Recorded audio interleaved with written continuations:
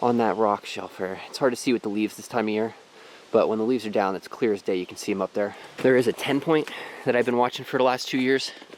He'll be, I would guess, 5.5 this year.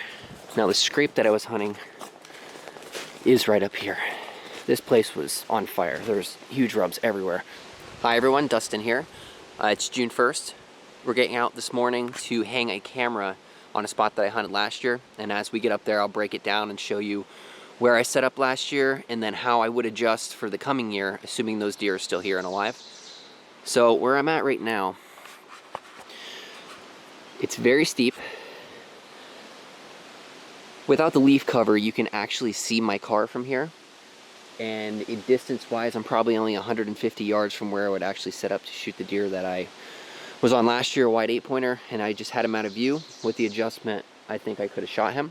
Here is the trail that comes all the way up. Now it's a little goat path that goes up along this steep, steep side. As you can see, there's nothing but rock faces and rocks that run this whole edge.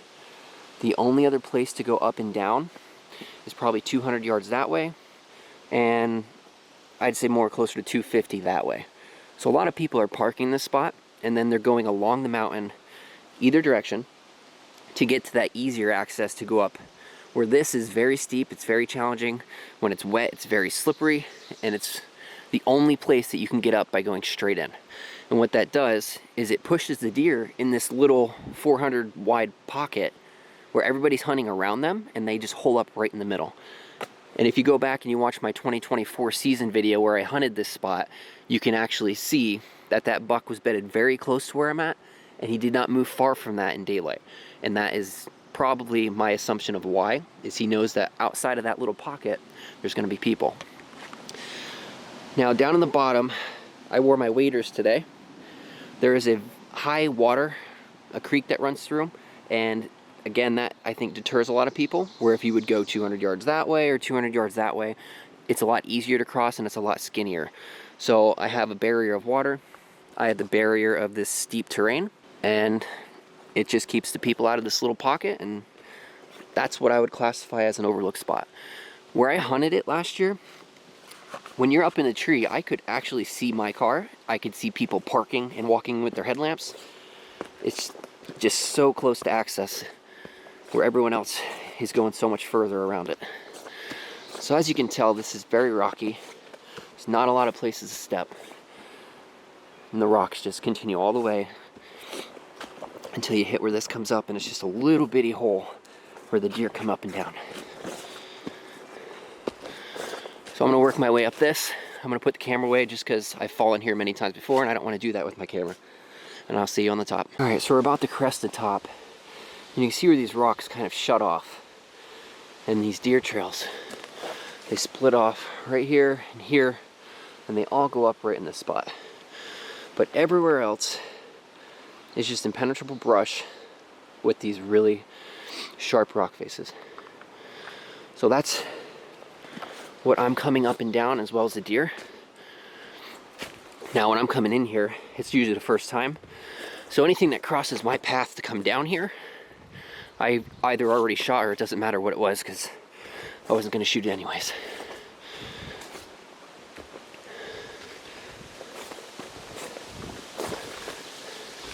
You just see it's just mud from the deer going up and down. And I did jump a doe. She was actually on this trail going up from this morning. So here's where it flattens out and it forms a bench, and then there's just gradual benches every step going up the mountain. There's a hard trail that runs the face here. It doesn't get as much traffic as it does up there. Now the scrape that I was hunting is right up here. Now where I set up that night was in this tree right here. And I got up probably about there, which is only like probably 15 feet, 12 feet, nothing crazy. This scrape is right underneath this laurel here, and we'll go over and look at it closer. Where that buck was that night was up on that rock shelf here. It's hard to see with the leaves this time of year, But when the leaves are down, it's clear as day. You can see them up there. And again, like I said in the video, you can see a layout of exactly what happened that night. Now, where this scrape is another defined trail that runs this entire top above the rock face.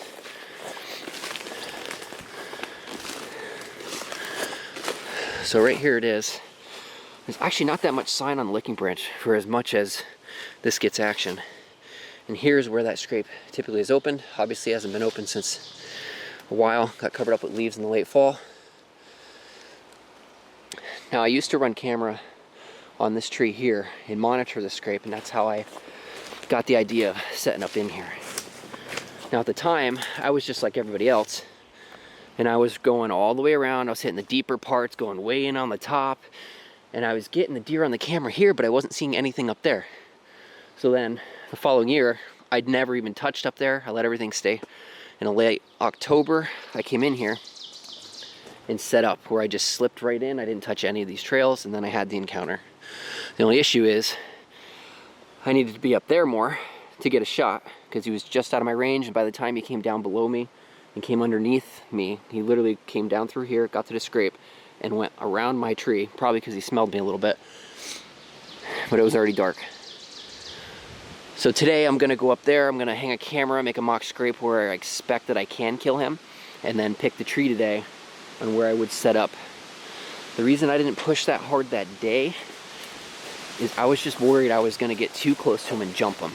Because where he's bedding, it has to be within sight of where he was.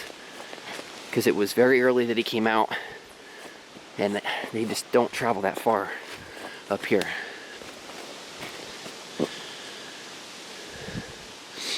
Usually there's a lot of scrapes laid out through this whole thing. I'm not seeing much for new signs since I've been in here.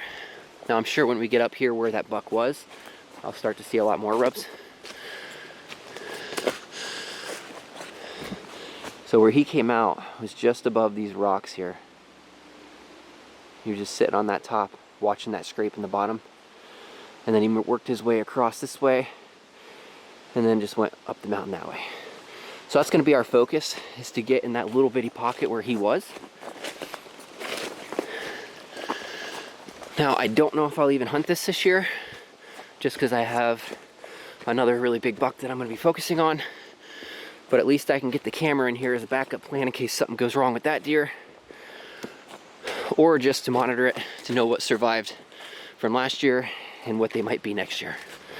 There is a 10 point that I've been watching for the last 2 years. He'll be, I would guess, 5.5 this year. Maybe 4.5, but he's definitely immature. Probably around 130 class this past season. So I'm hoping he hits that age where he really takes a jump. But he was here as a 2-year-old, very consistent. He was on that scrape that I had the camera on the bottom there.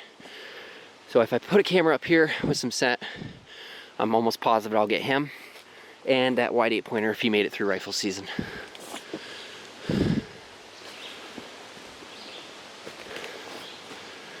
So I'm trying to see if I see any rub sign. I'm thinking it's probably gonna be more this direction, just because he was hanging out on that pocket over there. I can see a little rub over there.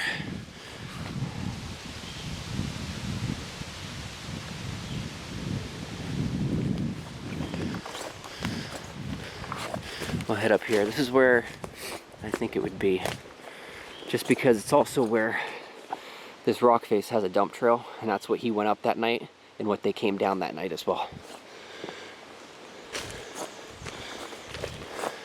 And I see a rub already.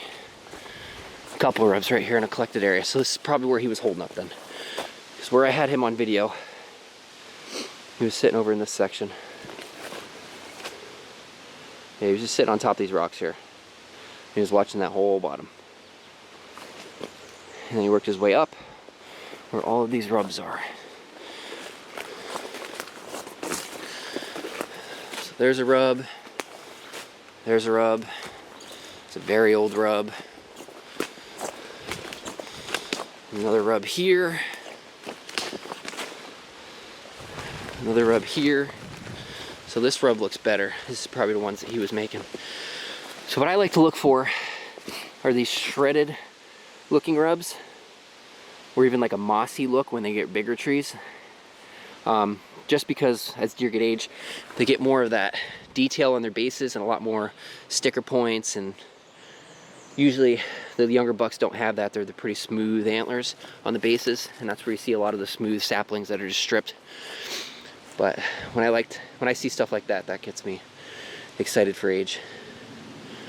Yeah, so he was sitting right in there, and I anticipate he was probably bedding out that way somewhere, or up above it that way. So coming in and pushing into this spot is going to be risky, but if you're not here, you're not killing them, so I'd rather bump them than not even be in the game. Now I'm sure if I went that way I'd find more rubs, same thing with up there, but really don't have interest in that right now. I've been all over this mountain in every inch. I just finally figured out that they're just holing up in this pocket last year.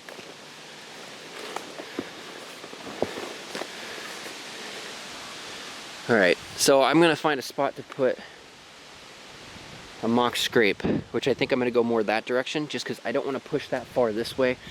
Every foot I take farther that way is a higher risk that I'm going to jump that deer.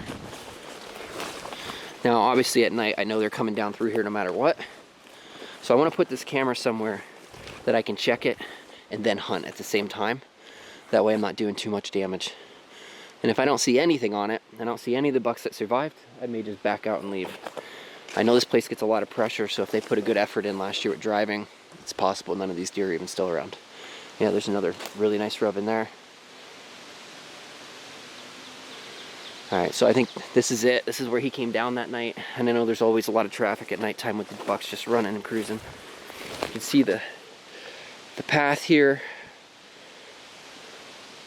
They get to this point, and it's hard to see on the camera, but they go down this way, or they decide to keep going along this terrain line here and just head straight out this bench. So if I'm hunting and I want to shoot this, I feel like getting here might be too close because I think he could see me.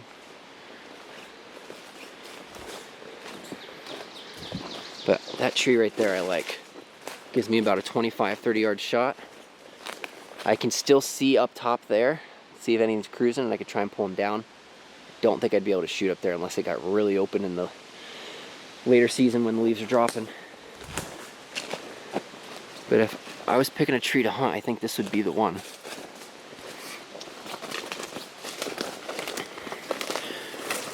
Where I was set up was down in there somewhere that night. So if I came in this way, I would have the terrain here to block me a little bit, which I'll go that side so it's an easier visual. So I'd come up right through here. I'd have all these trees, the rocks, the terrain. If I stayed low and quiet, I could slip right in here. I doubt they'd be able to see me if they were up in there. Even if he was 80 yards, I think I could still get away with it. I'd come right into the back of this rock and tree, set my stuff down, and I could climb right up the back of that and then set on the front of it with my tree stand. So he would never see my sticks or anything coming down. I would be facing where he's coming from so he doesn't sneak in on me. And then if for some reason he did go low and go down the lower trail where that scrape is, I still could get a shot. It's going to be hard with all the cover, but that scrape's only 35-40 yards max. And I'm very comfortable shooting out to those ranges as long as it's clear. So I'd still have that as a backup option, but more than likely he's going to do the same thing he did last year. He's going to be in there.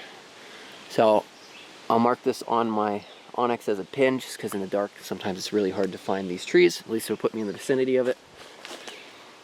And then I'm going to make a mock scrape over there somewhere. So it's within shooting. I'll probably put... See, then checking the camera while hunting's still going to be risky, but I probably wouldn't check it.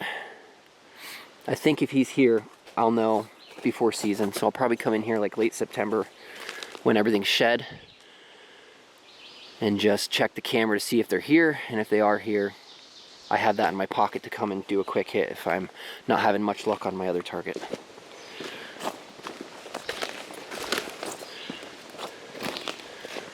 Now the question is, where do we put the scrape? So the tree's there. I think I'd screw myself if I went over too far that way to scrape, just because there's cover. There is a rub on that tree there. there's an overhanging branch. I think that'd probably be the best case. Then I'm getting also off the trail. So I think I'll make the mock scrape on that tree, but I'm still gonna hang my camera a little farther back. I can still pick up that scrape, but then I can also catch just a natural movement. I don't know, this is tough. There's just no good scrape trees here. Unless I put it on something over there and just put scent on it, and it's not an ideal tree, but it's more on the path. I think if I get too far from the path, it's not really gonna help me camera-wise. Yeah, I have to stay on this path, 'cause everything converges right here. And then they rip right through there. So, I think what I'll do is I'll put the camera on this tree here, facing this direction, so anything that comes down this little choke point is going to get caught. And then I'll just pick maybe that little sapling tree there, just make a lot of scent. I'm not really relying on the scrape, it's just another variable to try and get him to commit to, because if he gets working on it and consistently hits it early season, it's just another positive in my favor that I could pull him in. But yeah, I think that's what I'm gonna do. Alright, so I'm gonna get working on that, and when I'm done I'll update you guys. Alright, so in here is where that collection of rubs is, where all the deer are kind of congregating, where the trail goes up the steep side there where the rocks are, and they either come down here or they mill around in that little flat area where the buck was last year. Stand tree is going to be that one right there in the back. Now from that tree, I can shoot the laurel area where that buck was last year holding up. I can shoot right here where I made this mock scrape. A little sapling tree here. I like to put interdigital in the scrape, preorbital on the branches, and any other branches around here that he might be rubbing his antlers and head on. So if he comes in, hits his holding area, comes and works this scrape, I do have a clear shot from that tree right to the scrape. Probably be, I'd guess, 25 to 30 yards. More than likely, he would come down to at least this holding area, puts me more in the 25-yard area. I put the camera right here on this tree. So that camera is watching the natural terrain and the natural trail. I also have that mock scrape right there, so I can try and pull something in there, get better pictures. And then up there is where those rubs are, where they're coming down through. So it's a very good spot. It's a kill spot. I think I'll get whatever bucks are in the area on that camera, especially August, September time. And that's pretty much it for this spot. Like I said, there's the tree there, so everything's set up. Now we wait. Alright, I'm gonna go to the next spot I am gonna check out today. It's about 2 miles down that direction on the same mountain. The wide 8-pointer, the 10-pointer were both on the cameras on that end as well. So these deer are doing a big circle all the way down this mountain on the other side and back. And I also have them on the other mountain across that way where the road goes through. So I'm going to go to the other side. I'm not going to hang a camera on that side. I have a cell camera I'm going to pull that I need to use in another location this year. But I'm going to check it out a little bit. I haven't been in there since mid-October. I think it's the last time I was in there hunting. That camera's been running non-stop since. I'm still getting turkeys, doe, small bucks on it. But I want to see what kind of sign developed around that camera in the later October, November time, and then get a better idea on that. The 10-pointer I'm trying to get on. He's the priority in this area right now. He was on that camera the last 2 years between the 11th and 13th every time, in daylight for that 3-day window. I think he would run through at least 3 times a day and then once through the night. So if he's gonna blow up this year and he's still alive, that's a buck that's very killable at the end of November. So I'm gonna have that again in my back pocket as a backup plan as a late rut spot. And when we get over there, I'll show you what it is. It's pretty much just a saddle that meets where a drainage is, and a couple benches come together all in the same spot. All right, we made it into that spot. I didn't see much for sign coming up in, just the same old sign that I've seen in the past. We're right on the bottom of the drainage. You see where the water's coming down, and it forms a hard bench right here, and it's very thick with saplings. Even when the leaves fall off, this is still very thick, and it's very hard to hunt. There's not a lot of shooting lanes. A lot of the rubs are collecting all along this bottom here, where this drainage comes right down from the top, and on the top of this it forms a saddle. Now right here is a trail that runs all the way up, and my camera is up in there somewhere. And then obviously the drainage naturally coming down with the water flows right down, and everything collects right there. There's another steep bank that runs on top of that bench, and this forms another hard bench that runs along the bottom of that saddle. Obviously this bench then also crosses this way and runs that way. And along the top is a lot more rocky, steep stuff where they just don't like to traverse. So it pushes them down on this bench here, or to use the saddle that's heavily used up top. And when we get up there, I'll show you more trails. There's probably another 3 or 4 intersections on that top as well. So between here and up there, there's just a lot of trails coming together, a lot of rubs, and a lot of does. So this bench pretty much runs the whole way, all the way out to where my camera is set up from earlier.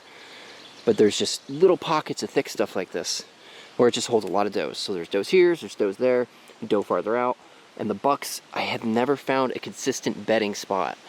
They just like to filter all the way through this stuff. So they'll bed on this knob this day, maybe it'll bed down there the next day.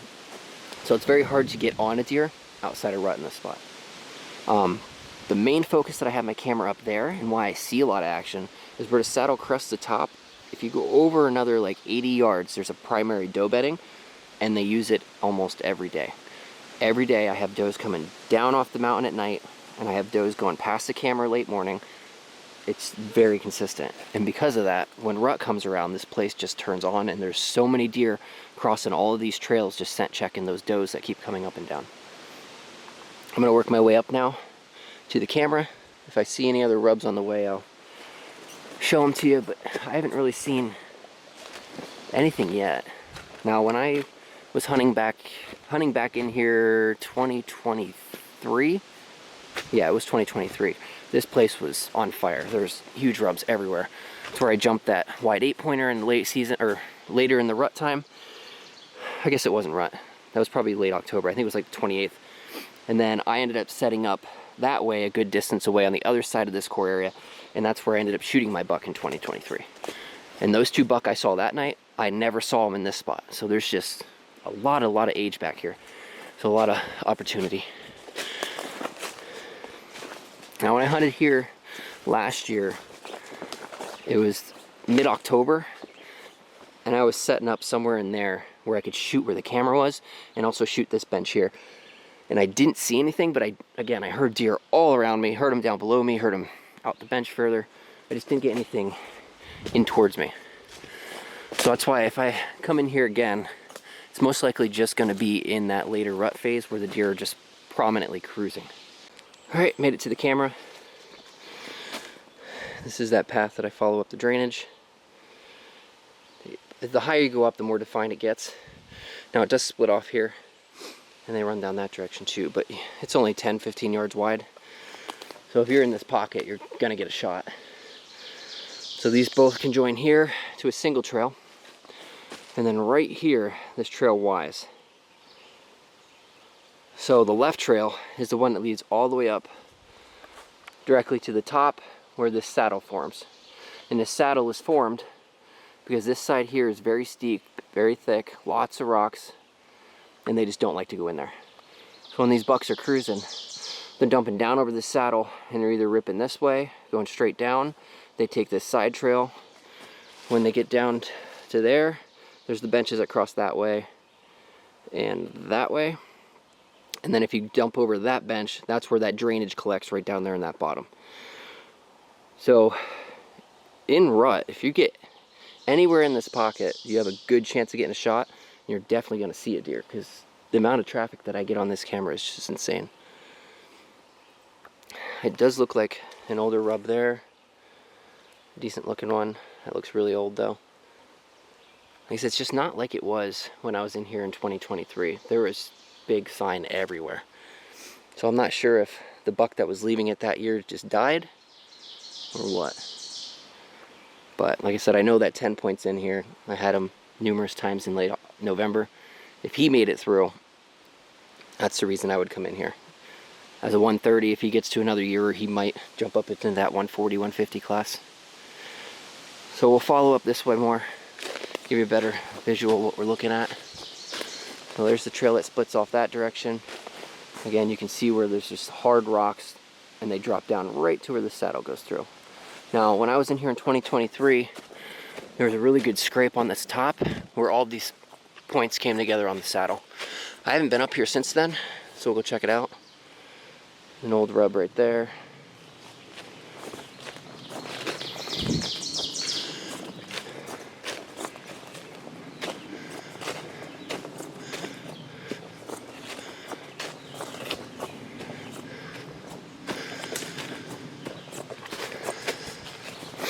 Unlike the first spot that I showed you today, this one is not overlooked. This one is just a pain in the ass to get into. You can see how steep this is. And it's this way all the way down to where I parked. I have to cross a creek to get across into this section. And then it's just a straight uphill climb the whole way. So in rifle season, I'll get a guy or two going through. But they're using this defined trail. They're not here long. They come up, they pop the top, and they go back down. In archery season, I have never seen another person in here, and I never got one on camera. Again, there's those big rock faces. The deer are not crossing that. And the same thing over on that side. So right here is where everything drops, and there's a rub I've never seen before. I bet that's from that 2023 buck, but later in the year, because I was not here in 2023. That's a really nice rub. Again, not seeing anything fresh. That scrape was, I believe, just in here a little ways, but you can see this trail. This thing gets hammered, and this is where those does are coming in and out every single night.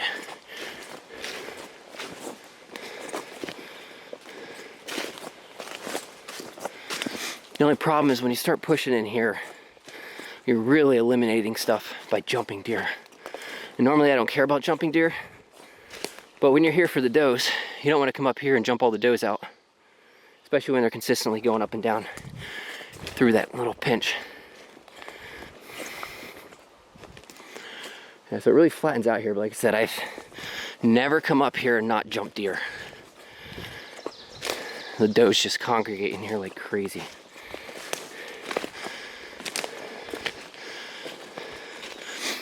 Any scrapes that were here look like they're covered up. I haven't noticed any. But yeah, somewhere in this section there was just a hammered scrape. And that's where I saw the big tracks. And that's where I found the rubs. Because I came in from that direction that day scouting. And walked in this way and then followed the saddle down and came into all that sign. And in the process I blew all those does out. There were a lot of big rubs in that doe bedding. I don't know, if I wanted to try and do something earlier in November or late October, I might have to push in here and try and pull something risky off. But definitely late November, you just sit down here and it's just crazy. Normally I don't like hunting rut spots like that, but when it's this consistent, how can't you? Alright, so that's probably going to conclude everything today. I'm just going to head down, I'm going to pull that cell camera and work my way back out. And then the next trip is going to be in a completely different area, probably new ground.